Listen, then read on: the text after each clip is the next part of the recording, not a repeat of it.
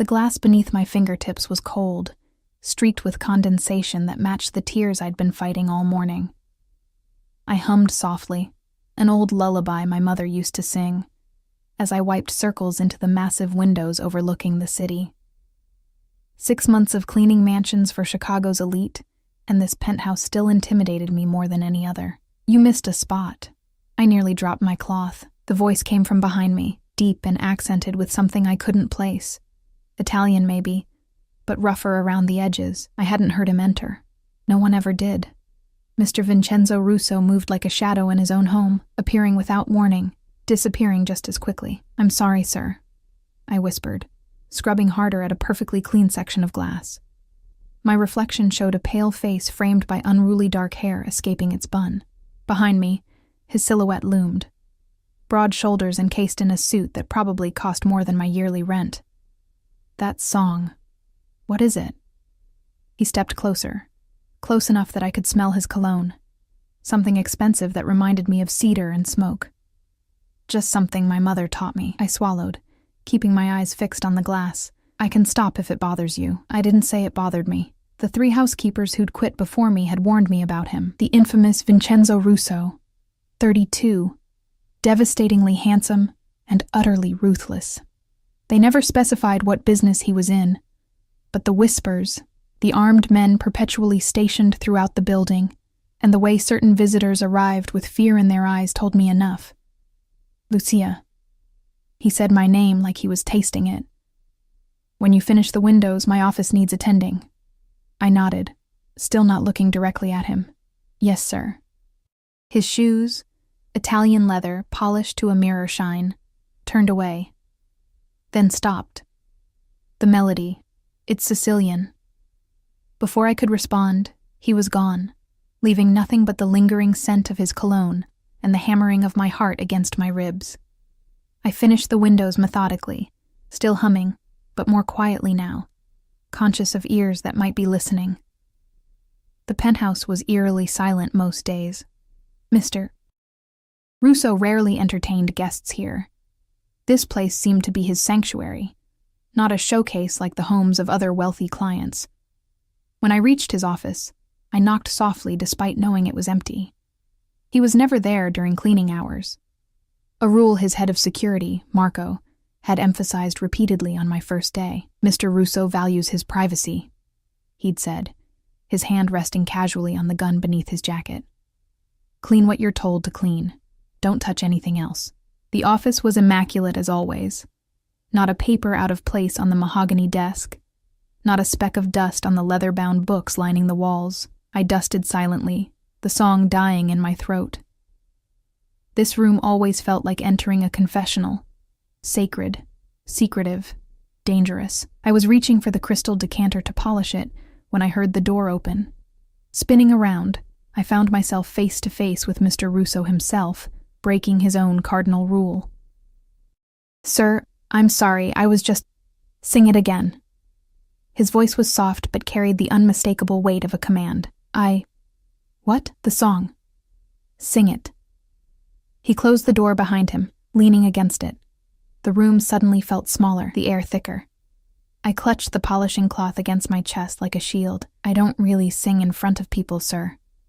His dark eyes narrowed slightly. "You were singing for the past hour." "I was humming."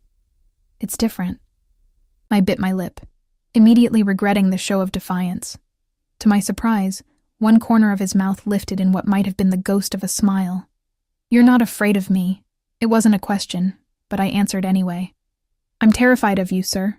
That almost smile widened slightly. "Yet you argue." My hand trembled, and I set down the crystal before I could drop it. "I should finish cleaning the other rooms. Sing for me, and you can go." I stared at him, trying to understand what was happening. Vincenzo Russo was notorious for many things, but musical appreciation wasn't one of them. The women who came and went from his life, models, actresses, socialites, were paraded on his arm at events, then discarded within weeks. None lasted, none mattered. And here he was, demanding a song from his maid. I took a shaky breath and began to sing softly, the Sicilian lullaby flowing from memory. my grandmother's voice echoing in my mind as I formed the unfamiliar words. I didn't understand their meaning, only their melody. Mr. Russo's expression changed as I sang. Something flickered behind those impenetrable eyes. For a moment, he looked almost human. When I finished, the silence felt heavy between us. "Where did you learn that?" he asked finally, his voice strangely rough. "My grandmother. She came from Sicily as a girl. What was her name?" The question seemed innocent, but nothing about this man was innocent. "Rosalia Marino." Something dangerous flashed across his face. "From which part of Sicily?" "Palermo, I think. Why?" He straightened, adjusting his cufflinks, gold, emblazoned with what looked like a family crest. "You may go, Lucia. Return tomorrow as usual." I slipped past him, careful not to brush against his suit, feeling his eyes tracking my movement until I disappeared from view. That night, my tiny apartment felt even smaller than usual, the walls pressing in as I replayed the strange encounter. I should quit. Every instinct screamed it, but quitting meant no rent money, no medication for my younger brother's chronic illness, no chance of saving for his college fund. My phone rang at 11:47 p.m., an unknown number lighting up the screen. "Hello?" I answered cautiously. "Miss Marino." Not a question. The voice belonged to Marco, Mr. Russo's security chief. "Your services are required tomorrow evening, a private event. Mr. Russo specifically requested you." My stomach dropped. "I don't do events. I'm just the regular house cleaner." "This is not a request," Marco stated flatly. "A car will collect you at 7. Wear something appropriate." The line went dead before I could argue. I called my regular agency supervisor immediately, hands shaking. "Lucia? Honey, this is actually good news," she said, sounding relieved. "Mr. Russo has gone through 5 housekeepers this year. If he's requesting you specifically, it means you're doing something right." "But I don't do events," I protested. "You do now. Whatever Mr. Russo wants, we accommodate." Her tone softened slightly. "Look, these private events pay 3 times your normal rate. One night could cover your brother's medicine for months." After we hung up, I sat on my bed staring at the wall.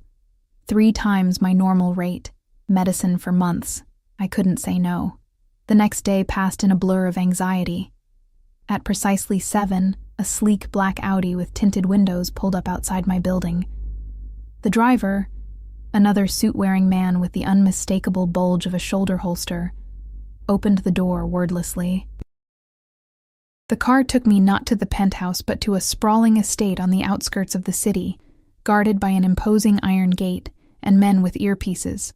As we drove up the winding driveway, I clutched my small purse, wishing I'd had something better to wear than my only nice dress. A simple black number I'd bought for job interviews. Marco met me at the entrance, his expression as unreadable as ever. "You're not here to clean," he said before I could ask. "Mr. Russo wants you to sing." "Sing?" I echoed incredulously. "The Sicilian songs. Follow me." He led me through a mansion that made the penthouse look modest. Marble floors, crystal chandeliers, priceless art adorning every wall. Dozens of well-dressed guests mingled, champagne glasses in hand. I felt painfully out of place, acutely aware of my drugstore makeup and sensible shoes. Marco guided me to a small anteroom off the main hall. "Wait here. Mr. Russo will come for you." Alone, I paced the ornate room, heart thundering. This was madness. I was a housekeeper, not a performer. What was Mr. Russo playing at? The door opened and he entered, devastatingly elegant in a black tuxedo that fit him like a second skin. His dark hair was perfectly styled, his jawline sharp enough to cut glass. Up close, the scar that ran along his right cheekbone was more noticeable, a silver line that somehow only enhanced his dangerous beauty. "Lucia," he said, those dark eyes assessing me from head to toe. "You came. Did I have a choice?" The words slipped out before I could stop them. That ghost of a smile appeared again. "We always have choices. Some are simply more painful than others." He crossed to a cabinet, removing a velvet box. "Your dress is inadequate for tonight's gathering." The blunt assessment stung, though he wasn't wrong. "I'm sorry. It's all I have." "Which is why I procured this. He opened the box, revealing a necklace of sapphires that caught the light like captured stars. To elevate your appearance, I stepped back. I can't accept that. It's not a gift. It's a costume for your performance. He moved behind me before I could protest further, his fingers brushing my neck as he fastened the necklace. The weight of it felt like a collar. Tonight, you represent me. You will sing 3 songs, the lullaby and 2 others your grandmother taught you. You will speak to no one without my permission. You will stay by my side. Do you understand? The jewels were cold against my skin. Why me? Why not hire a real singer? His hands came to rest on my shoulders, his breath warm against my ear. Because when you sing, you remind me of home. Something in his tone made me shiver. There was possession there, and something else I couldn't name, a hunger that had nothing to do with music. My grandmother would say the devil always misses heaven, I whispered. His laugh was low and without humor. Then she would be right about me. He turned me to face him, lifting my chin with one finger. One night, Lucia. Give me this one night, and your brother's medical bills disappear. Permanently. My blood froze. How do you know about my brother? I know everything about the people who enter my home. His thumb brushed my lower lip, the gesture strangely intimate. Do we have an agreement? I should have been terrified. I was terrified, but beneath the fear lay something else. A dangerous curiosity about the man behind the monster. We have an agreement. Good. He offered his arm. Remember, you're mine tonight. Play your part well. I took his arm, the sapphires heavy around my throat, and stepped into a world I never should have entered. A beautiful, treacherous world where Vincenzo Russo reigned supreme, and I was nothing but a songbird in a gilded cage. What I couldn't have known then was that the cage door would soon close behind me, trapping me in a game where music was merely the opening move, and my heart would become the ultimate prize. The ballroom fell silent when I began to sing. Standing beside a grand piano, jewels I didn't own adorning my throat, I closed my eyes and let my grandmother's songs fill the cavernous space. The first notes trembled, betraying my nerves, but then something strange happened. The music carried me away from the watching eyes, the evaluating whispers, the heavy presence of Vincenzo Russo observing from the front row. I sang of the sea and the mountains of Sicily, of love lost and found, of a homeland remembered only in stories. When I finished the 3rd song, the silence hung for a heartbeat before applause erupted. Polite, appreciative, surprised. Vincenzo appeared at my side immediately, his hand settling at the small of my back, fingers splayed possessively. You exceeded expectations, he murmured, guiding me through the crowd of guests who parted before him like water breaking around stone. Who is your charming companion, Vincenzo? A silver-haired man stepped forward, his smile not reaching his calculating eyes. I don't believe we've been introduced. Lucia Marino, Vincenzo answered smoothly. A family connection, recently returned from abroad. The lie rolled off his tongue so easily it made me wonder how many others he'd told. The older man's eyes narrowed slightly, evaluating me with newfound interest. Marino. From Palermo, perhaps. His Italian accent was more pronounced than Vincenzo's. Before I could answer, Vincenzo's grip tightened imperceptibly against my back. Lucia doesn't discuss family matters, Salvatore. Surely you understand. The warning in his tone was unmistakable. Salvatore inclined his head slightly, a gesture of deference that seemed at odds with the challenge in his eyes. Of course. Family is everything. He kissed my hand, holding it a moment longer than necessary. Your voice is a gift, Miss Marino. Perhaps you might sing for my gathering next month. Lucia's schedule is quite full, Vincenzo interjected. If you'll excuse us. He steered me away, his posture rigid. Once we were safely across the room, he leaned close, lips brushing my ear. You don't speak to Salvatore Catalano. Ever. Do you understand? I nodded, trembling slightly at the intensity in his voice. Who is he? A business associate. His answer revealed nothing. Someone who would use anything or anyone to gain advantage. Use me how? I asked. His dark eyes studied my face. You really have no idea who your grandmother was, do you? Before I could press him further, a stunning woman in a red dress approached, sliding her arm through Vincenzo's with practiced familiarity. "There you are, darling. I've been looking everywhere." She gave me a dismissive glance before focusing entirely on him. "Your father was asking for you, Sophia." His voice cooled several degrees. "I wasn't aware you were invited tonight." She laughed, the sound like breaking glass. "Don't be absurd. I'm always invited." Her perfectly manicured hand caressed his arm. "Your father insisted I come. You know how he adores me. My father tolerates you because of your family connections. Don't mistake that for adoration." I tried to step away, uncomfortable with witnessing this exchange. But Vincenzo's hand immediately recaptured mine, holding me firmly in place. "And who is this little songbird?" Sophia's gaze raked over me with unconcealed disdain. "New charity project, Vincenzo?" "Lucia is my guest," he replied, each word measured and precise, "which is more than I can say for you tonight." The woman's smile faltered, genuine hurt flashing across her beautiful face before hardening into anger. "You'll regret this public humiliation," she hissed, then stalked away, her red dress a slash of color against the monochrome crowd. "Who was that?" I whispered, once she was out of earshot. "No one of importance." He guided me toward a set of French doors leading to a garden terrace. "Some air would be beneficial. You look pale." The night air was cool against my heated skin. Fairy lights twinkled among the manicured hedges, creating the illusion of stars brought down to earth. We were alone on the terrace, though I could see security personnel stationed at discreet distances, their vigilant eyes scanning constantly. "Your singing tonight has created complications," Vincenzo said after a long silence, staring out at the darkened garden. "I don't understand." "No, you wouldn't." He sighed, running a hand through his perfect hair, momentarily disheveling it. The gesture seemed strangely vulnerable, at odds with his fortress-like demeanor. "Your grandmother, Rosalia Marino, was she married to Antonio Marino?" I blinked in surprise. "Yes. My grandfather died before I was born." "How did you know his name?" Vincenzo turned to me, his expression unreadable in the dim light. "Because Antonio Marino was my father's consigliere before he disappeared 30 years ago. The entire Marino family was presumed dead in a fire that destroyed their estate. The ground seemed to shift beneath my feet." "That's impossible. My grandparents immigrated to America 40 years ago. They ran a small restaurant in Queens until my grandfather died of heart failure." A convenient story. His voice held no accusation, only a strange resignation.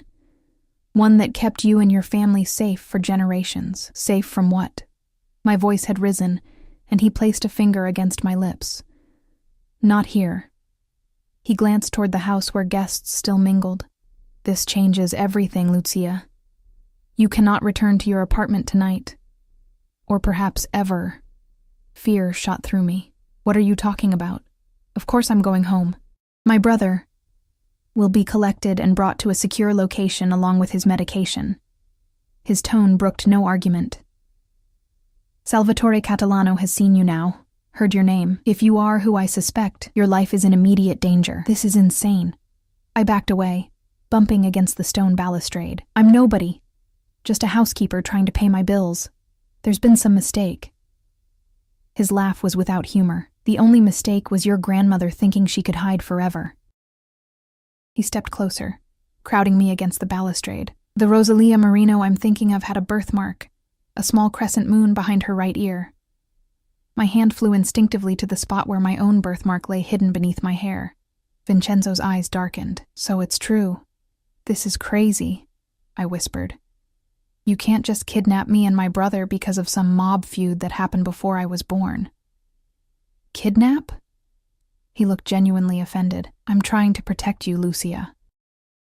If Salvatore confirms who you are, you'll disappear, and not to a comfortable safe house with your brother. And why should I trust you? You've been lying since the moment I walked through your door tonight, as have you." His fingers brushed my cheek, surprisingly gentle, though perhaps unknowingly.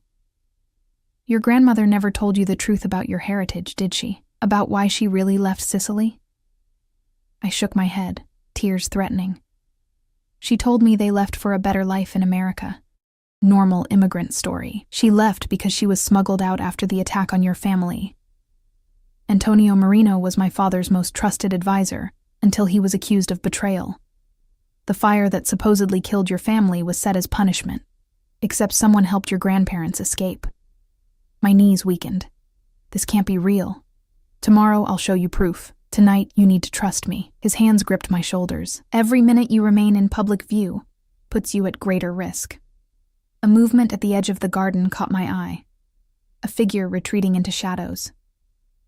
Vincenzo noticed my distraction and turned, his body instantly shifting to shield mine. "Marco," he called softly. His security chief materialized from nowhere. "We're leaving. Through the back. Have the car brought around." "What about the other guests? Your father? Make my apologies. Family emergency."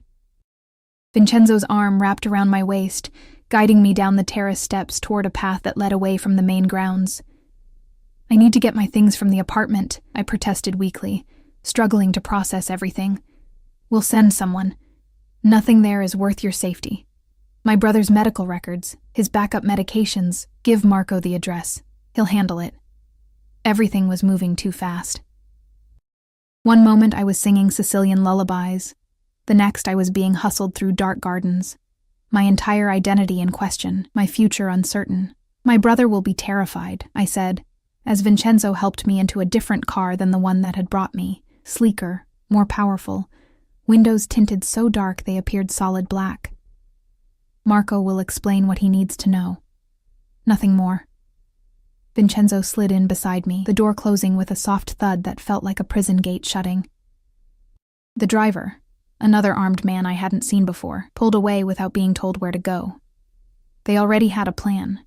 This wasn't improvisation. "How long have you known?"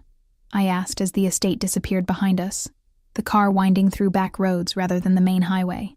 "About my grandmother? I suspected when I heard you sing. The lullaby. It's unique to a specific region in Sicily, passed through certain families."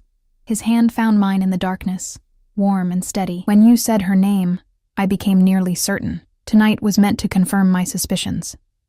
By parading me in front of your enemies. By giving Salvatore enough rope to hang himself." His thumb traced circles on my palm. He recognized the name immediately. "Did you see his reaction?"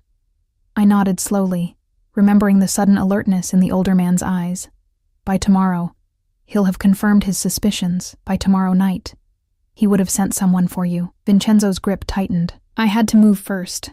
Why would he care about me? What possible threat could I pose?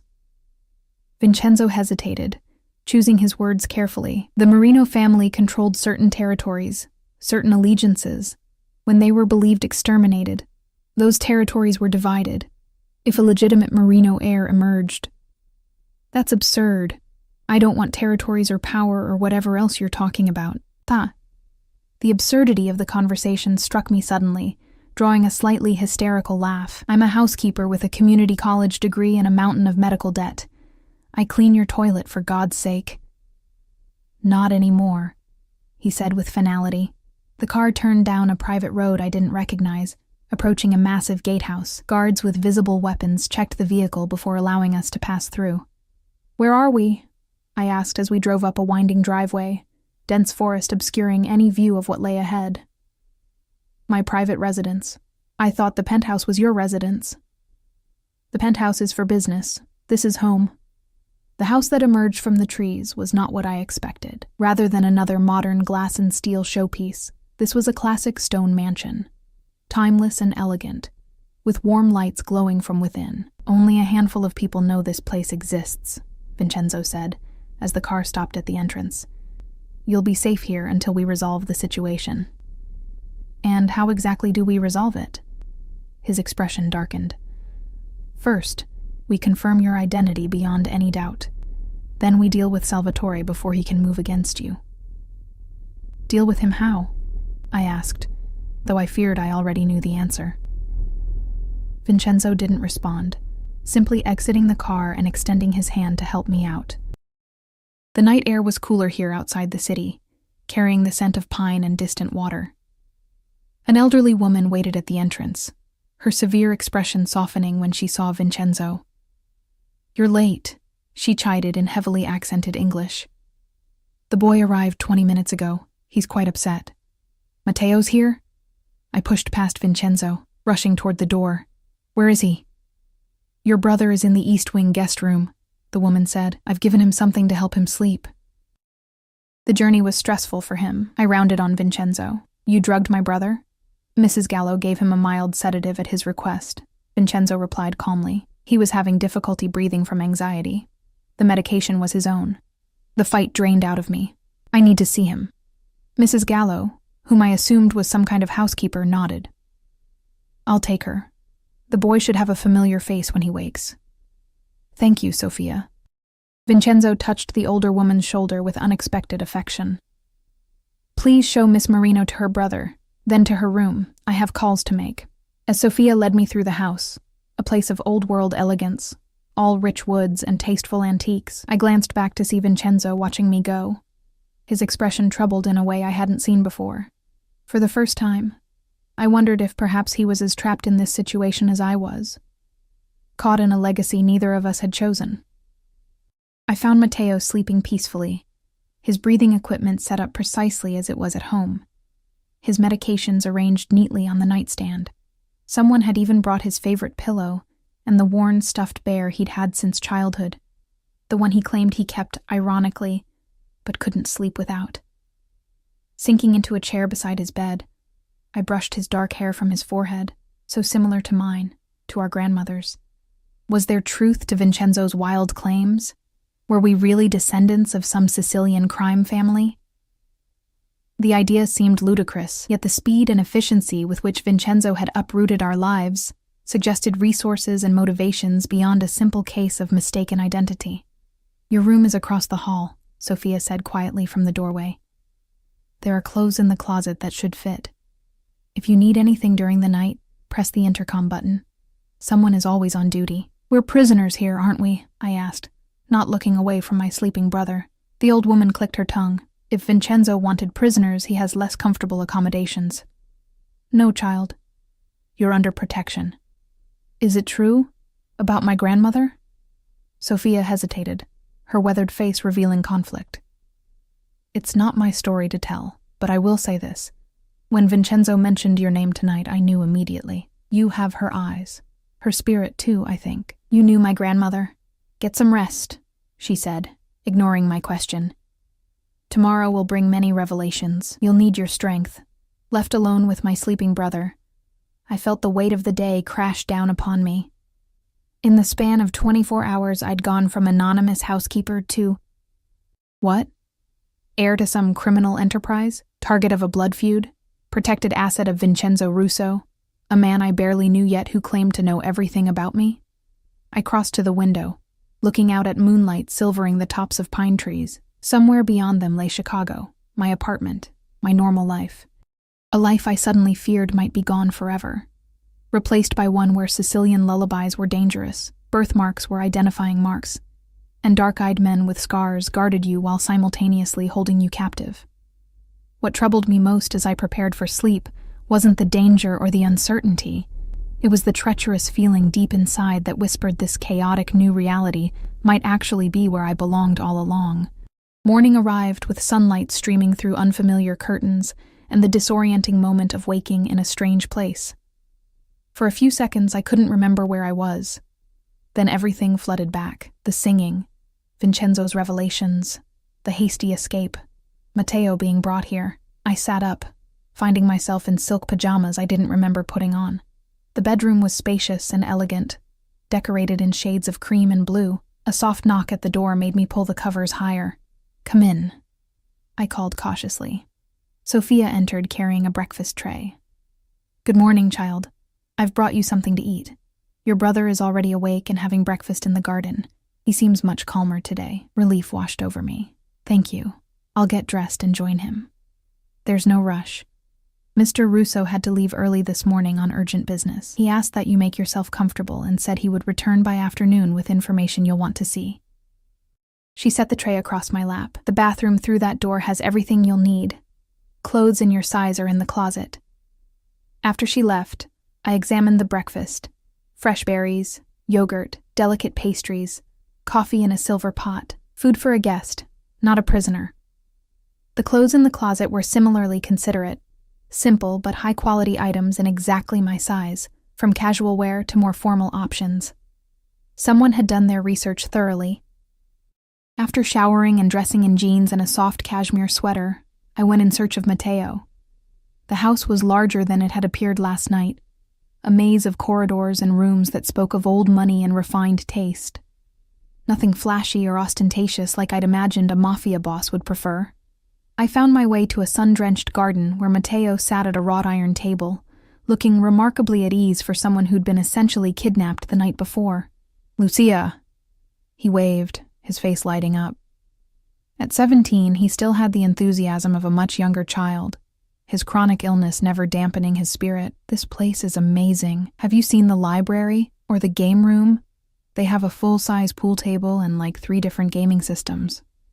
I sat beside him, searching his face. "Are you okay?" "Really?" His smile dimmed slightly.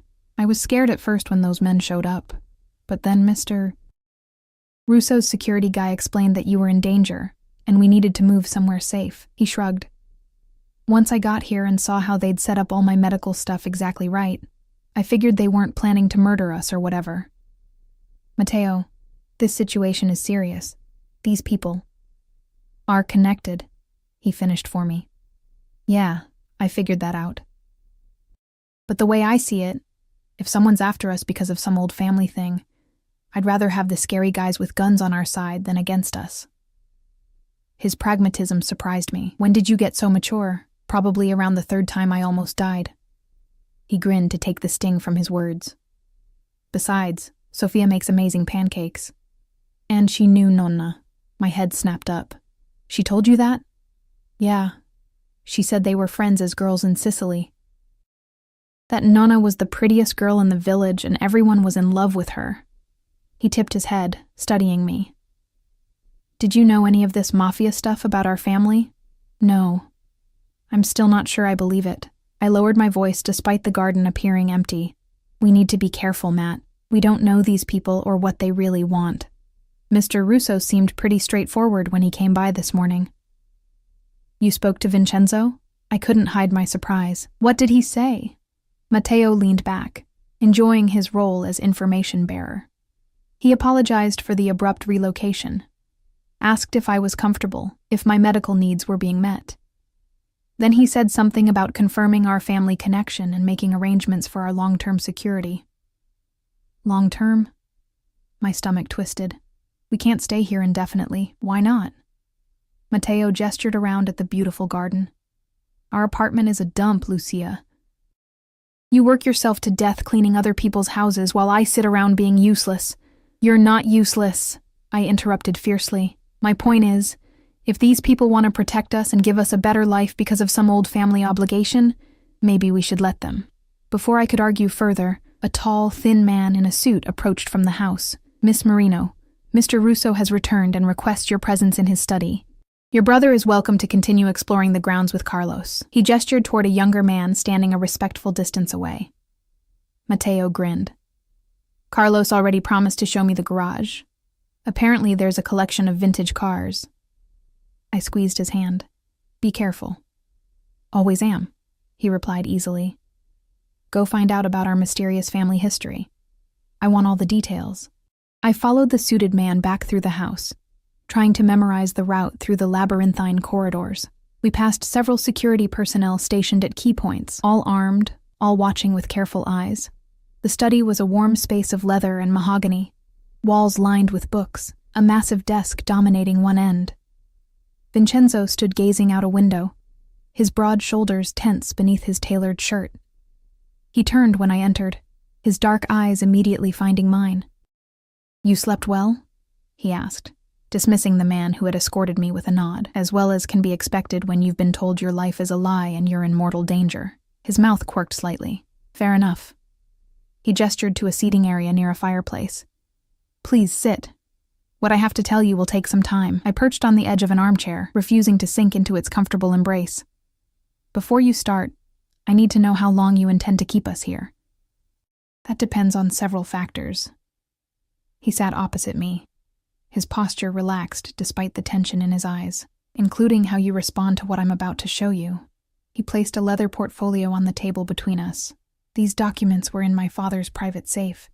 They concern the Marino family, your family, and the events that led to their supposed extinction 30 years ago. With hesitant hands, I opened the portfolio. Inside were photographs, letters, newspaper clippings, all in Italian, some yellowed with age.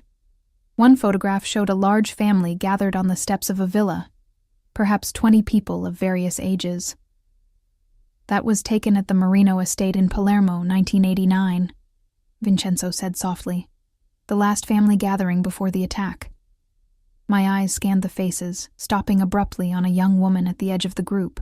Even in the faded photograph, I recognized her, my grandmother, at least 40 years younger, beautiful and vibrant. Beside her stood a handsome man with his arm around her waist, and in her arms.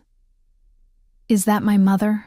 I whispered, touching the image of a toddler with dark curls. Vincenzo nodded. "According to the records, your mother was 2 years old when this was taken. Elena Marino." My throat tightened. My mother had died when I was 8. Matteo just a baby. She'd never spoken of Sicily or family history, or if she had, I was too young to remember. "What happened to them?" I asked, turning to the newspaper clippings. "Antonio Marino, your grandfather, was my father's consigliere, his most trusted advisor. There was a conflict with the Catalano family over territory and influence. Salvatore's father, Dominic, accused Antonio of betraying family secrets, of working with the authorities." Vincenzo's voice remained steady, reciting history. "My father didn't believe the accusations, but others in the organization did. One night, while most of the family was gathered for dinner, the Marino estate was attacked. A fire was set, and guards posted to ensure no one escaped. I stared at a newspaper headline announcing the tragedy. Mafia family perishes in blaze, suspected vendetta. 23 people died," Vincenzo continued. "Every member of the Marino family was presumed dead, except, apparently, your grandparents and your mother. How did they escape? That's where things become complicated." He leaned forward, his eyes intent on mine. "According to my father's private journal, he helped them escape. He never believed Antonio was a traitor. He arranged false documents, passage to America, new identities. My father kept the secret his entire life. Told no one, not even me. I only discovered the truth after his death last year. I struggled to process what he was telling me. So your father saved my family, but now this Salvatore person wants to finish what his father started. Why? After all this time? Because of what your grandfather possessed." Vincenzo removed a folded piece of parchment from the portfolio. "This is a map of the old territories in Sicily. The Marino family controlled key access points, ports, transportation routes. When they disappeared, those territories were divided among the remaining families. The Catalanos received the lion's share. I still don't understand what this has to do with me or Matteo. We know nothing about territories or family businesses. We're Americans. We've never even been to Sicily. Under the old codes, blood matters. A legitimate Marino heir could make claim to those territories, especially with documentation proving the betrayal was fabricated." His expression hardened. "When Salvatore heard you sing those family songs, saw your resemblance to your grandmother, heard the name Marino, he recognized the threat immediately. But I don't want any of this." I stood, pacing the room. "I'll sign whatever documents renouncing any claims. We can leave the country. Just let us go back to our normal lives." Vincenzo laughed without humor. "There's no going back, Lucia. Salvatore already has men searching for you. Your apartment was watched all night. Your former life has ended." The finality in his tone made my knees weak. I sank back into the chair. "What does this mean for us? For Matteo? It means you have choices to make." Vincenzo stood, moving to a cabinet and pouring 2 glasses of amber liquid. He handed one to me. "Drink. It helps." I took a sip, the whiskey burning a path down my throat. "What choices?" "First, we need to confirm your identity beyond doubt. DNA testing, comparison of your birthmark with family records. Once confirmed, you have 3 options. He counted them off on his fingers. 1. We create new identities for you and your brother, move you somewhere remote, provide financial support but otherwise sever all connections. You would never be able to contact anyone from your past life again. The thought of disappearing completely made my chest tighten. Option 2. You formally renounce any claim to Merino territories or assets, but remain under my protection here in Chicago. You would have restricted movement, security at all times, but some semblance of a normal life. I took another sip of whiskey. And the third option?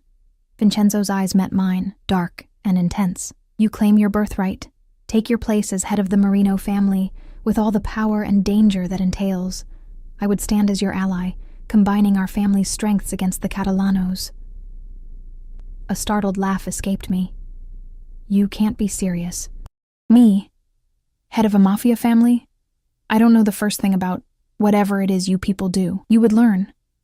His voice was quiet but certain. You have more natural authority than you realize, Lucia. I've watched you. You're intelligent, adaptable, fiercely protective of those you love. Those are the qualities that matter. And what would you get out of this alliance? I asked suspiciously. Expanded influence. Legitimacy for reclaiming territories that should never have gone to the Catalanos. And... He hesitated, an unfamiliar uncertainty crossing his features. The resolution of a debt my father felt he owed yours. He believed until his death that he should have done more to save the entire family, not just your grandparents. I set down my glass, my head spinning with implications. I need time to think, to talk to Matteo. Of course. Take today to consider. Tomorrow, we begin the verification process. He stepped closer, too close for comfort. But know this, Lucia, whatever you decide, you're under my protection now. No one will harm you or your brother while I draw breath. The intensity in his declaration made my pulse quicken. Why do you care so much? Is this really just about old family debts and business territories? Vincenzo's hand reached out, fingers brushing a strand of hair from my face with surprising gentleness. Perhaps I see something of myself in you. Someone thrust into a world they didn't choose, forced to adapt quickly to survive. His touch lingered at my cheek. Or perhaps I simply can't bear the thought of that voice of yours being silenced. The intimacy of the moment was shattered by a sharp knock. Marco entered without waiting for a response, his expression grave. Sir, we have a situation. Salvatore Catalano is requesting a meeting. He claims to have information about unauthorized activities in our territory. Vincenzo's expression hardened instantly, the vulnerability I'd glimpsed vanishing behind a mask of cold authority. Tell him I'll meet him at the club at 8. Standard security protocols. Marco nodded, his eyes flickering briefly to me before he left. Vincenzo turned back, his demeanor transformed into the dangerous man I'd first encountered. I need to handle this. Sophia will show you back to your brother. He moved toward his desk. Stay within the grounds today. The security team has orders to keep you safe, even from yourself if necessary. What will you tell Salvatore about me? I asked. Nothing. Let him wonder. A predatory smile crossed his face. Fear of the unknown is a powerful weapon, Lucia.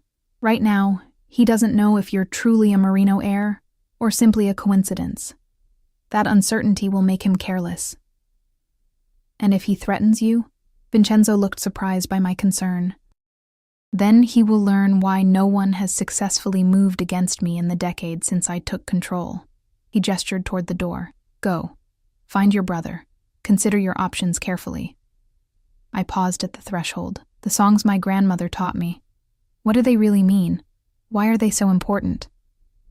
They're not just lullabies, he answered. They're coded messages, passed through generations, ways to identify true family members. The one you sang first contains the location of documentation that could prove the Catalano conspiracy against your grandfather. He smiled slightly. Your grandmother was cleverer than anyone knew, hiding the family's most valuable secret in a child's song. As Sophia led me back through the house, my mind raced with impossible choices. By nightfall, I needed to decide not just my future, but Matteo's as well, a future that could involve hiding forever, living under constant protection, or embracing a legacy of power and danger I never knew existed. What troubled me most wasn't the choice itself, but the realization that part of me, a part I'd never acknowledged, was drawn to the third option. To power. To belonging. To standing beside Vincenzo Russo as an equal rather than a servant. And perhaps most troubling of all, to Vincenzo himself. The dangerous, complex man who looked at me not as a housekeeper or a victim, but as someone worthy of his respect. Someone who made even his cold eyes warm when I sang. I found Matteo in the garage, his eyes wide with awe, as Carlos showed him a sleek black Lamborghini. My brother's face was flushed with excitement, more animated than I'd seen him in months. He barely noticed my arrival, too entranced by the exotic cars surrounding him. "Can I sit in it?" he asked Carlos, who looked to me for permission. I nodded, watching my brother carefully lower himself into the driver's seat, his hands reverently caressing the steering wheel. "This is insane, Lucia," he called. "Mr. Russo said I could learn to drive when I'm feeling stronger, that he has a closed course on the property." The casual way he referenced Vincenzo sent a chill through me. One day in this world, and already Matteo was being seduced by its luxuries and promises. "We need to talk," I said, trying to keep my voice light. "Privately."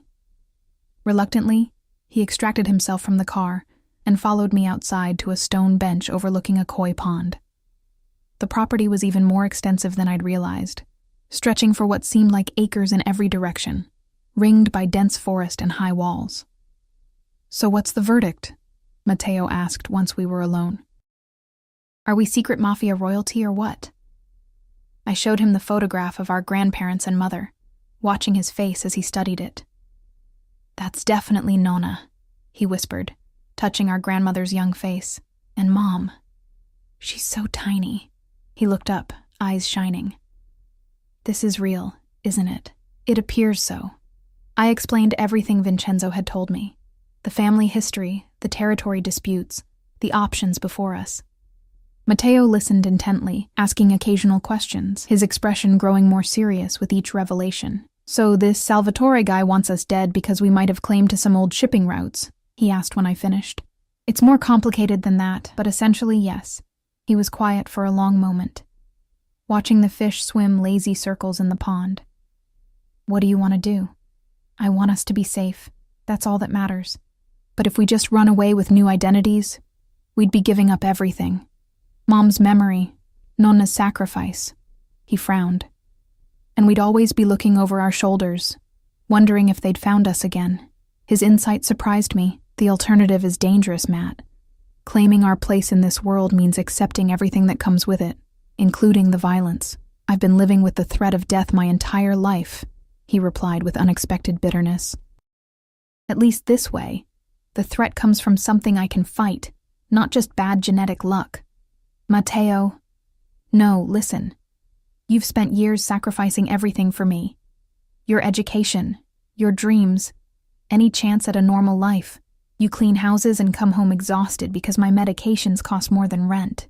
His voice cracked slightly. "What if this is our chance to change all that? To take control for once?" I stared at him, this boy becoming man who saw so much more than I gave him credit for. "It's not that simple. Nothing worth doing ever is." He squeezed my hand. "And for what it's worth, I've seen how Mr. Russo looks at you. That's definitely a factor worth considering." Heat rushed to my face. "Don't be ridiculous." Matteo grinned. "I'm sick, not blind. The guy's clearly obsessed with you.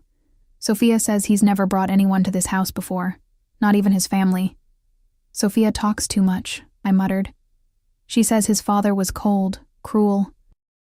That Vincenzo became like him to survive, but there's still goodness underneath." Matteo shrugged. "Maybe you bring that out in him.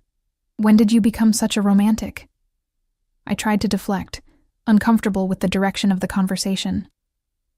"Around the time I realized life's too short to waste opportunities." He stood, stretching carefully. "I'm going to rest before dinner. Think about what I said, okay? Sometimes the most dangerous choice is actually the safest." After he left, I wandered the grounds alone, tracing paths through immaculate gardens and past a shimmering swimming pool. Security personnel maintained a respectful distance, visible but not intrusive.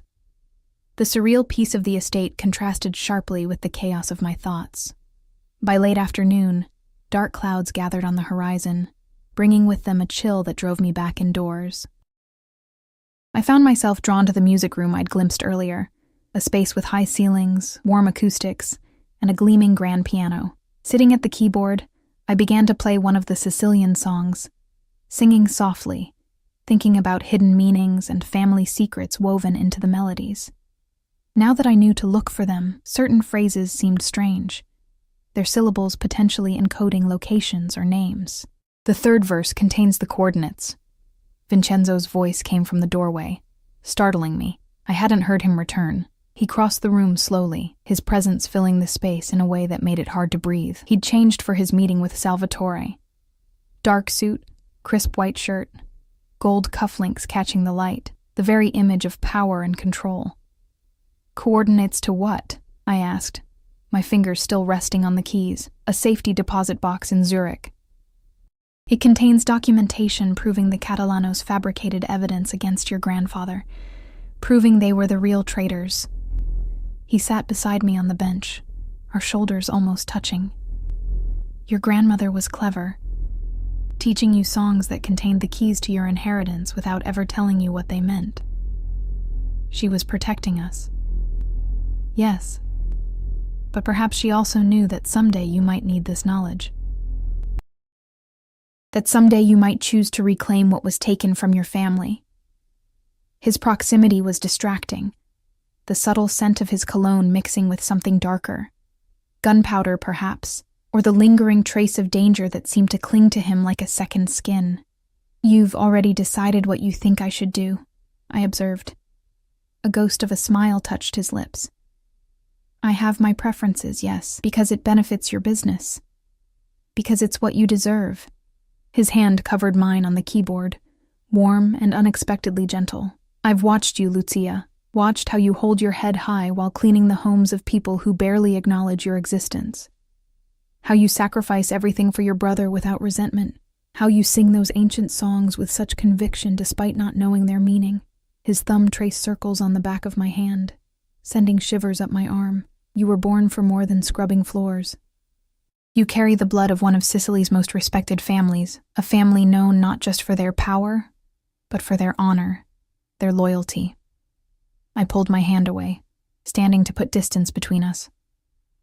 If they were so respected, why were they massacred? Because respect breeds envy, and envy leads to betrayal. He remained seated, watching me with those intense dark eyes. The meeting with Salvatore confirmed what I suspected. He's aware of your existence, your potential claim. He's moving to neutralize what he perceives as a threat. Fear clutched at my throat. What does that mean? It means we need to accelerate our timeline. Vincenzo stood, his expression grim. A DNA test has been arranged for tomorrow morning. By tomorrow night, we need to have made a decision about your future. That's too fast. We don't have the luxury of time anymore. He approached slowly, like someone trying not to startle a skittish animal. Salvatore mentioned your brother specifically. Asked if I'd heard about a young man with a respiratory condition recently admitted to my household. That level of detail means he has informants close to us. My blood ran cold. Matteo is safe. I've doubled security and limited staff access to the East Wing. His hands came to rest on my shoulders. But we need to resolve this situation decisively, Lucia. Hiding is not a permanent solution. And making me some Mafia queen is? I pulled away again, anger flaring. I don't know the first thing about this world. I'd be a figurehead at best, a target at worst. At first, perhaps, but you would learn. His eyes never left mine, and you wouldn't be alone. The implication hung in the air between us. Not alone. With him, the thought was both terrifying and strangely compelling. Why are you really doing this, Vincenzo? I asked softly. The truth this time. He was quiet for so long I thought he might not answer.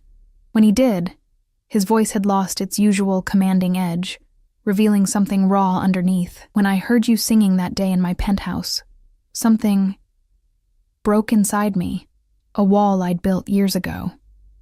He moved to the window, staring out at the gathering storm. My father taught me that attachment was weakness, that to lead, I must remain separate, untouchable. I believed him. lived by those rules. Lightning flashed outside, briefly illuminating his profile. Then you appeared with your Sicilian songs and your defiance poorly hidden behind compliance, and suddenly I was questioning everything. He turned back to me. At first, I thought it was merely desire. That passes easily enough, but it wasn't just your beauty that haunted me, Lucia. It was your soul, your resilience, the way you carry burdens that would crush others, yet still find reason to sing. His confession left me speechless, uncertain how to respond to this glimpse of vulnerability from a man who exuded nothing but strength and control. When I discovered your potential connection to the Marino family, it seemed like fate, he continued, moving closer again. A chance to right historical wrongs while protecting something precious. I'm not a thing to be protected, I managed finally, though my voice trembled. Or possessed. No, you're not. His hand lifted to my cheek, thumb brushing across my skin. You're a force to be reckoned with, Lucia Marino. One I would rather have beside me than anywhere else. The tension between us was electric, his face inches from mine, eyes dark with an emotion I was afraid to name. For a moment, I thought he might kiss me. Part of me hoped he would, despite everything. But a sharp knock at the door broke the spell. Marco stood in the doorway, his expression carefully neutral. Sir, the lab technician has arrived for tomorrow's testing. He's setting up now. Vincenzo stepped back, his professional mask sliding into place instantly. Good. We'll be ready at 8 tomorrow morning. After Marco departed, an awkward silence filled the room. The intimate moment had passed, leaving confusion and uncertainty in its wake.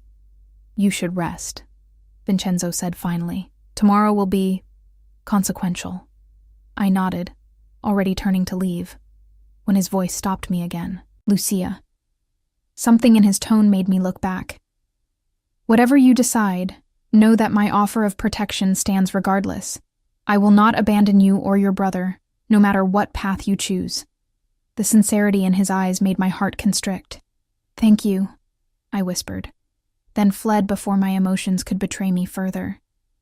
Dinner that night was a strained affair. Matteo chatted enthusiastically about the cars and the house, while Vincenzo responded with surprising patience to his questions.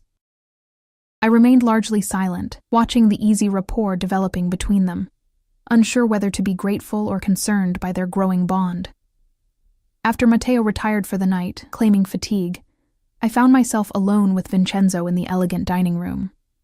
A crystal decanter of wine sat between us, the rich burgundy liquid catching the soft light. You're troubled, he observed, refilling my glass without asking. Wouldn't you be? 24 hours ago, my biggest concern was paying this month's rent. Now I'm contemplating whether to disappear forever or reclaim a criminal empire I never knew existed. His lips quirked. When you put it that way, it does sound rather daunting. The unexpected humor startled a laugh from me. At least you can acknowledge the absurdity. There's nothing absurd about reclaiming your birthright, Lucia. About taking back what was stolen from your family through treachery and violence. His expression grew serious again. The path won't be easy, but few worthwhile things are. And if I choose to walk away, to take Matteo and disappear, pain flashed briefly across his features before he controlled it. Then I would ensure you had everything needed for a comfortable, secure life elsewhere. New identities, financial support, medical care for your brother. You would let us go? Just like that? Not just like that, no. It would... He hesitated, choosing his words carefully. It would be difficult. But I won't cage you, Lucia. That decision must be yours. The honesty in his voice touched something deep inside me. This powerful, dangerous man was offering me a choice few in his world were ever given. Genuine agency in determining my own fate. I should sleep, I said finally, rising from the table. Clear my head before tomorrow. He stood as well, ever the gentleman despite his ruthless reputation. Of course. Sleep well, Lucia. As I walked past him toward the door, his hand caught mine, stopping me. The touch was light, but it sent electricity coursing through me. For what it's worth, he said quietly. I believe you already know what you want. You're simply afraid to acknowledge it. His perceptiveness was unnerving. And what is it you think I want, Vincenzo? His dark eyes held mine, seeing too much. The same thing I want. Power. Purpose. His voice dropped lower. Belonging. I pulled my hand free, unsettled by how accurately he'd named the longing that had haunted me my entire life. A yearning for something more than mere survival. For a place to truly belong. Good night, I whispered, retreating before he could see the truth written on my face. That night, as lightning illuminated my luxurious prison, I made my decision. Not based on fear or obligation, but on a recognition of something that had always existed within me, waiting to be awakened. By morning, when Vincenzo came to escort me to the DNA testing, I was ready to embrace whatever future awaited, knowing only that I would face it on my terms. What I couldn't have known then was how quickly that future would arrive, or the blood that would be spilled before I could truly claim my inheritance. The DNA test was clinical and quick. A swab inside my cheek, another from Matteo, labeled vials carefully packaged for rush analysis. Vincenzo watched the procedure with hawk-like intensity, giving explicit instructions to the technician about security and confidentiality. Results will be back this evening, he told me afterward as we walked the grounds, autumn leaves crunching beneath our feet, though I have little doubt what they'll show. And then what? I asked, wrapping my sweater tighter against the morning chill. Then we move forward, according to your decision. His eyes studied my face. Have you made one? I stopped beside a stone fountain, watching water cascade over sculpted angels. If I choose to claim my birthright, as you call it, what exactly would that entail, practically speaking? Something like hope flickered across his features. A formal announcement to the families. Documentation filed with the appropriate parties. A ceremony of sorts, confirming your position. He stepped closer. And an alliance between our families, cemented by mutual interest and, he hesitated, other bonds, if you wish it. The implication was clear. In this world, alliances were often sealed through marriage, business and personal interests intertwined. The thought of being bound to Vincenzo in such a way sent a confusing mix of fear and anticipation coursing through me. And Matteo would be established as your heir, given the finest medical care, education, whatever he requires. His hand brushed mine, the touch deliberate. He would never want for anything again. And the danger? Would be significant at first, until your position is secured. He didn't sugarcoat the truth, but you would have my protection, my resources, He seemed to struggle for the right word. My devotion. The raw honesty in his voice made my heart race. This dangerous man, whom I'd known for mere days, yet felt connected to in ways I couldn't explain, was offering not just security, but something more profound. Recognition, respect, perhaps even love, though neither of us had dared name that possibility. I've made my decision, I said, meeting his gaze steadily. I want to claim what's rightfully mine. Not just for the power or the money, but because it's my heritage, my family's legacy. I won't let it be stolen from us any longer. Relief and something deeper washed across his face. His hands caught mine, bringing them to his lips in a gesture at once old world and intimately personal. You won't regret this, Lucia. I swear it. I have conditions, I added, not pulling away from his touch. A smile touched his lips. Of course you do. Matteo's safety comes before everything else. If at any point I feel he's in too much danger, we reconsider our options. He nodded. Agreed. I want to learn everything, not just be a figurehead, the business, the history, all of it. I need to understand what I'm claiming. I would expect nothing less. And whatever happens between us, I faltered, suddenly uncertain how to articulate the complicated feelings developing between us. Vincenzo's expression softened. We'll develop naturally, without pressure. We have time, Lucia. Before I could respond, Marco appeared on the path, his usual stoic expression replaced by urgent concern.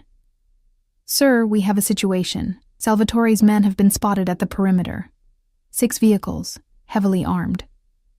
Vincenzo's demeanor transformed instantly, the tender moment shattered by imminent threat. Lock down the house. Get Ms. Marino and her brother to the secure room. Alert the security teams. Marco hesitated. Sir, there's more. We've identified a breach. Someone on the domestic staff. Who? Vincenzo's voice was deadly quiet. Elena, sir. the new kitchen assistant. She was seen making calls from the gardener's shed using an unauthorized phone. We've detained her, but the damage is done. Vincenzo's hand moved instinctively to the gun I hadn't realized he was carrying. How long do we have? Minutes, maybe less. They're at the outer gates now. Vincenzo turned to me, his expression grim. Go with Marco. He'll take you to Matteo and get you both to safety. Fear clutched at my throat. What about you? I'll handle Salvatore. He cupped my face briefly. This was inevitable, Lucia. He would never let a Marino heir reclaim power without a fight.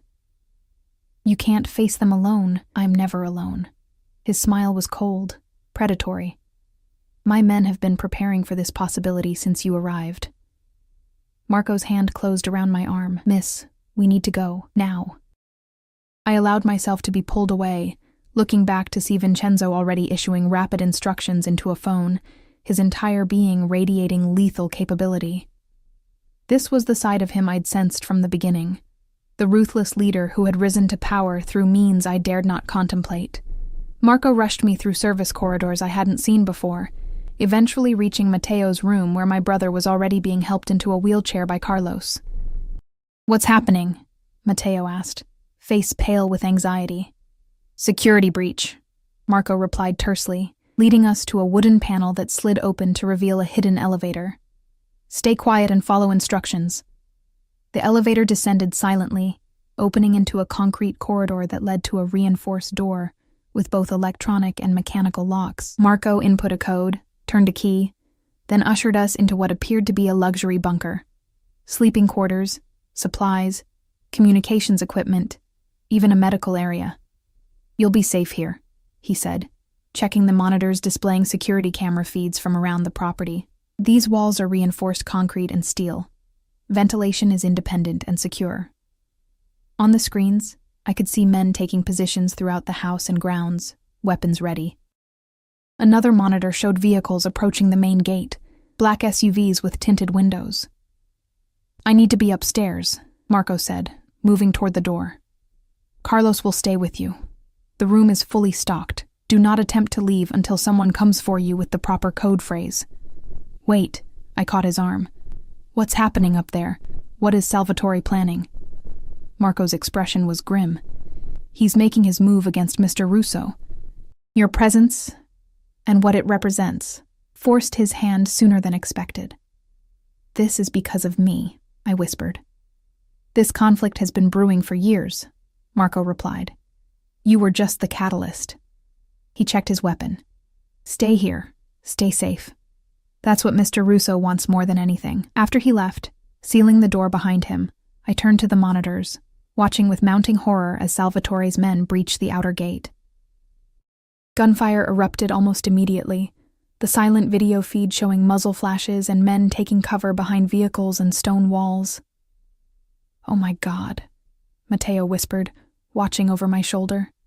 This is really happening. Carlos stood beside us, his own attention fixed on a different monitor showing Vincenzo in what appeared to be a command center, directing his security team with calm authority despite the chaos unfolding around him. Mr. Russo has been anticipating this, Carlos said quietly. He's prepared. I watched Vincenzo on the screen. This man who had upended my life in the span of days, who had revealed a heritage I never knew existed, who looked at me with a hunger that went beyond physical desire, a recognition of something kindred between us. And now, he was fighting for his life, for our lives, against enemies who would destroy us without hesitation. I need to be up there, I said suddenly, moving toward the door. Carlos blocked my path instantly. Miss Marino, I cannot allow that. My orders are explicit. Your orders are to protect the Marino heir? Yes? I lifted my chin, channeling a confidence I didn't entirely feel. Well, that's me. And I'm telling you I need to be visible. If this is about my claim, then hiding while others fight my battles sends exactly the wrong message. Carlos hesitated, clearly conflicted. Mr. Russo was very clear. Mr. Russo doesn't fully understand what's at stake, I interrupted. This isn't just about territory or business. It's about perception, about showing strength from the beginning. The words came from somewhere deep inside me, a part I hadn't known existed until now. A true Merino doesn't hide while others bleed for her. Lucia, Matteo warned. This is insane. I turned to my brother, torn between my instinct to protect him and this new, powerful certainty growing within me. I have to do this, Matt. For both of us. For our future. Then I'm coming too, he said, gripping the arms of his wheelchair. Absolutely not. On this, I wouldn't bend. You stay here where it's safe. I need to know you're protected. Carlos looked between us, his professional training warring with new uncertainties. Miss Merino, I cannot guarantee your safety upstairs. I understand. I straightened my shoulders. But I'm going, with or without your help. Better with, I think. After a tense moment, he nodded reluctantly. I'll take you to the secondary command center. It's secure, but will allow you to be seen by the right people at the right time. He turned to Matteo. I'm leaving 2 men with you. They'll protect you with their lives. The journey back upstairs was tense. Carlos checking each corridor before allowing me to proceed, his weapon drawn and ready. The sounds of conflict grew louder as we ascended. Shouted commands, occasional gunfire, the distant wail of sirens. The secondary command center was a fortified room with bulletproof windows overlooking the main driveway. From here, I could see Salvatore's men engaged with Vincenzo's security team, a standoff developing near the main entrance. In the center of the room, Vincenzo stood surrounded by lieutenants, his face cold with focused rage as he directed their movements. He looked up when we entered, shock and then fury crossing his features. What the hell is she doing here? I gave explicit orders. It was my decision. I interrupted, stepping forward. My fight. My choice. Get her back downstairs. He snapped to Carlos. Now. No. I moved closer, matching his intensity. If Salvatore wants war because of me, then he should see exactly who he's fighting. I won't cower in a bunker while others die in my name. Vincenzo's jaw clenched, a muscle ticking in his cheek. This isn't a game, Lucia. These men will kill you without hesitation. I know that, but hiding won't change the target on my back. I met his gaze without flinching. You said I was born for more than scrubbing floors. Well, I was also born for more than hiding in safe rooms. Something shifted in his expression. Anger giving way to reluctant respect, perhaps even pride. You're either incredibly brave or incredibly foolish. Maybe both, I admitted. But I'm here. Use that. He studied me for a long moment before nodding once, sharply. Stay behind bulletproof glass. Do not approach windows without security. Follow every instruction immediately and without question. Understood? Understood.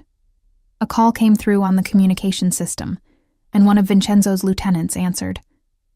Sir, Salvatore is requesting direct communication. Says he wants to negotiate. Vincenzo's smile was wolfish. Put him through. The voice that filled the room was smooth, cultured, laced with an accent thicker than Vincenzo's. This unnecessary violence can end now, Russo.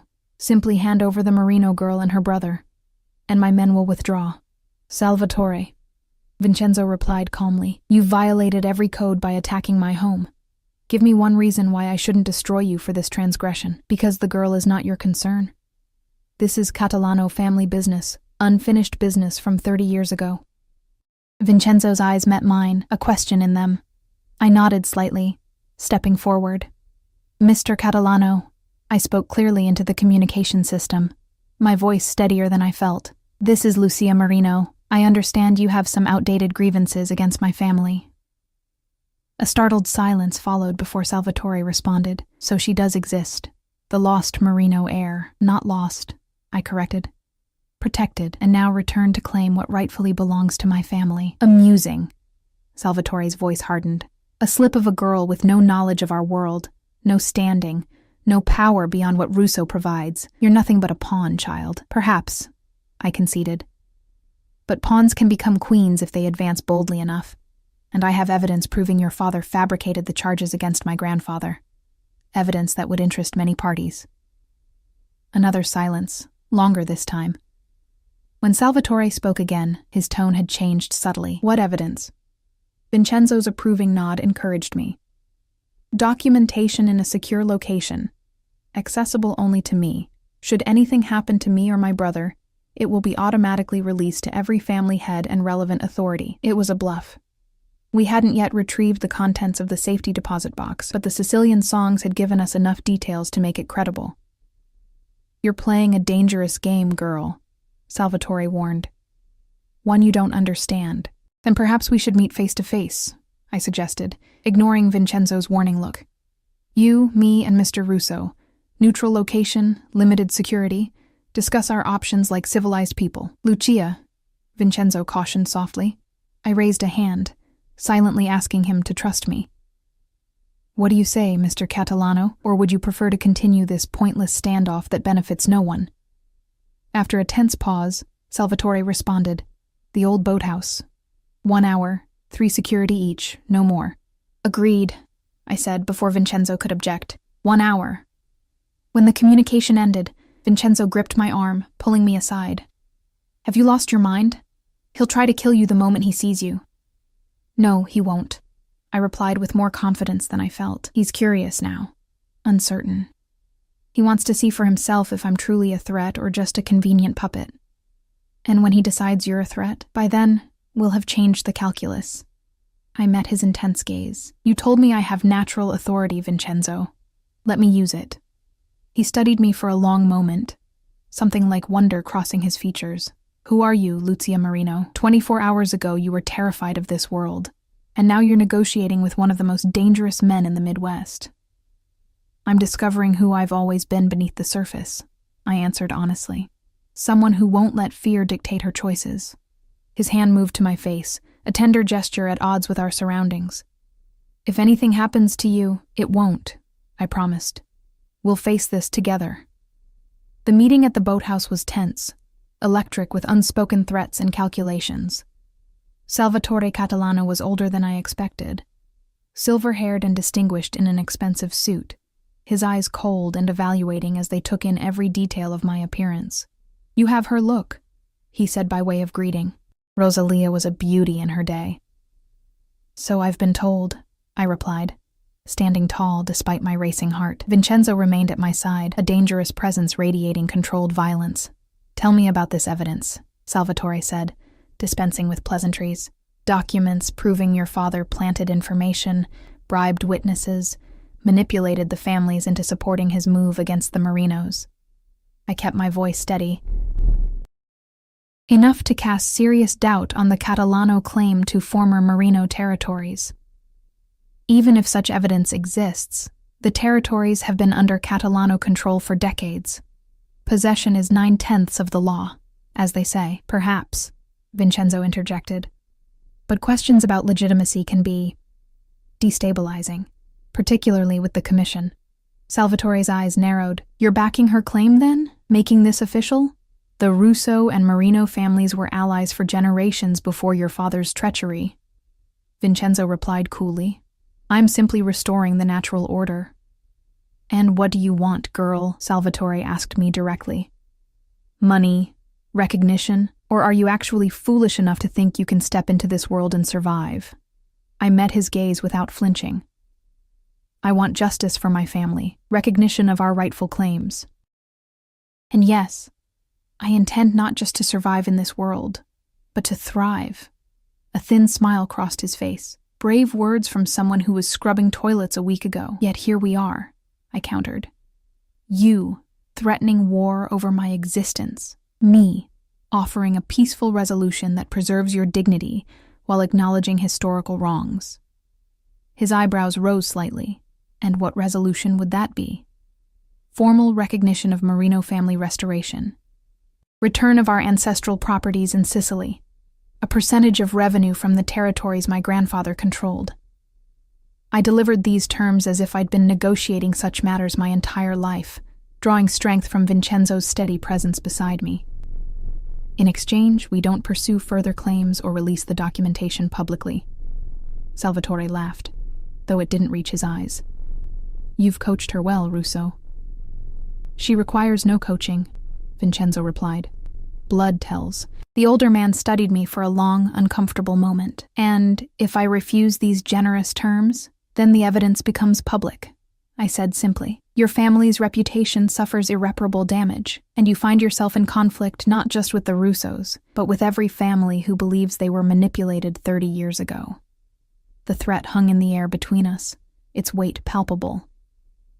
"I need verification," Salvatore said finally. "Proof of your identity. Proof this evidence exists. The DNA results will be available this evening," Vincenzo responded. "As for the evidence, arrangements can be made for a neutral third party to verify its existence without revealing its location." After further negotiation, tense moments where violence seemed just a heartbeat away, we reached a tentative agreement. Salvatore would withdraw his men, acknowledge my claim pending DNA confirmation, and consider the terms regarding territory and compensation. In return, we would keep the evidence private and ensure a smooth transition that wouldn't disrupt existing operations.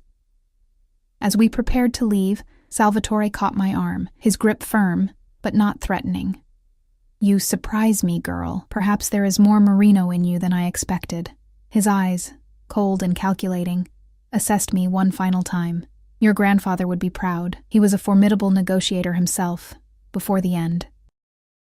The acknowledgement, backhanded as it was, felt like a significant victory. Back at Vincenzo's estate, the aftermath of the standoff was being managed with efficient precision. Security sweeps, damage assessment, staff interrogations to identify any remaining security risks. Through it all, Vincenzo stayed close to me, his protective instincts seemingly heightened by the day's events. When the DNA results arrived that evening, confirming what we already knew, that Matteo and I were indeed direct descendants of Antonio and Rosalia Marino, a weight I hadn't recognized lifted from my shoulders. This wasn't a case of mistaken identity or elaborate manipulation. This was my heritage, my birthright. "What happens now?" I asked Vincenzo as we sat in his study. The formal report spread between us. "Now we solidify your position, make official announcements, begin the process of reclaiming what belongs to you." His hand covered mine on the desk, "And you start learning everything you need to know about this world you've chosen to enter." "I never thought my life would take this turn," I admitted, "from cleaning houses to whatever this is. From servant to sovereign," he supplied, a rare, genuine smile softening his features. "Though the transition won't be easy. There will be resistance, challenges to your authority, attempts to undermine you. But not from you," I said, making it half-question. His expression grew serious, intense. "From the moment I heard you sing, Lucia, something in me recognized something in you. A kindred spirit, perhaps, or a missing piece I didn't know I needed." He lifted my hand to his lips. "I will be your strongest ally, your fiercest defender, your most loyal." "Partner?" I suggested when he hesitated. His eyes darkened with emotion. "If you'll have me." The question held layers of meaning. Business alliance, personal relationship, perhaps eventually more formal bonds. The speed of developments between us should have felt alarming, yet somehow it didn't. Instead, there was a sense of inevitability, of pieces falling into place that had been misaligned my entire life. "I think we make a formidable team," I said softly. "The restored Marino heir and the Russo patriarch. More than a team," he murmured, drawing me closer until our foreheads touched. "A force that will reshape everything." His lips found mine in a kiss that felt like both a promise and a claim. Tender yet possessive, gentle yet demanding.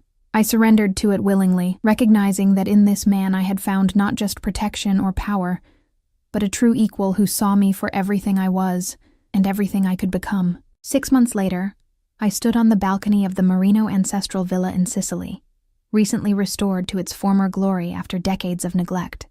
Below, in the gardens illuminated by thousands of twinkling lights, guests gathered for the formal celebration of the Marino family restoration and the announcement of my engagement to Vincenzo.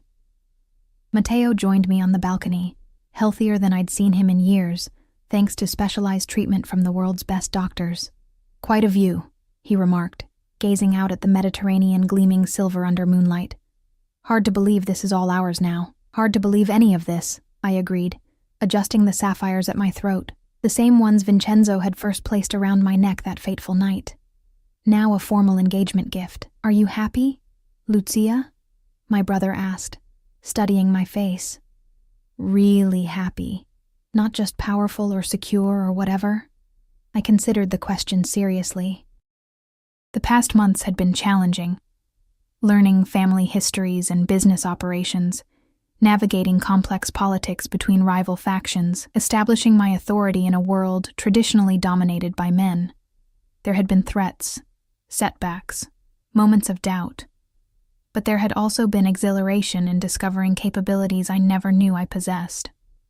Pride in watching Matteo flourish, and deepening connection with Vincenzo, whose ruthlessness in business was matched by unexpected tenderness in private moments.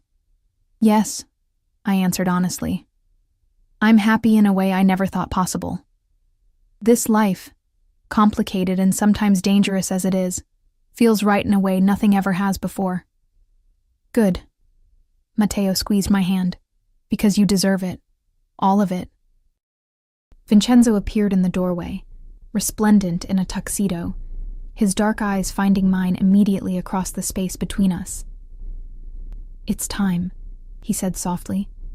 Everyone is waiting. As I took his arm, preparing to descend to the gathering where we would officially announce our engagement and the full restoration of Marino family rights, I thought of my grandmother. Had she known this day would come when she taught me those ancient songs? Had she been preparing me all along for a destiny I couldn't have imagined? You're thinking about her, Vincenzo observed, reading my expression with uncanny accuracy, wondering what she would think of all this. She would be proud, he said with certainty. You've reclaimed what was stolen, protected your brother, restored your family's honor, and... His voice lowered, meant only for me. You've found where you truly belong. As we descended the stairs together, faces turning toward us with respect and curiosity, I felt the last pieces settle into place. The maid who once sang while cleaning windows had found her voice in more ways than one, had discovered the power that had always lived within her, waiting to be awakened by the right moment, the right challenge, the right man. And as Vincenzo's hand settled possessively at the small of my back, his eyes filled with a combination of pride and desire that still took my breath away, I knew that this was just the beginning of our story. A story of power and passion, of legacy reclaimed and future secured. A story worthy of its own song.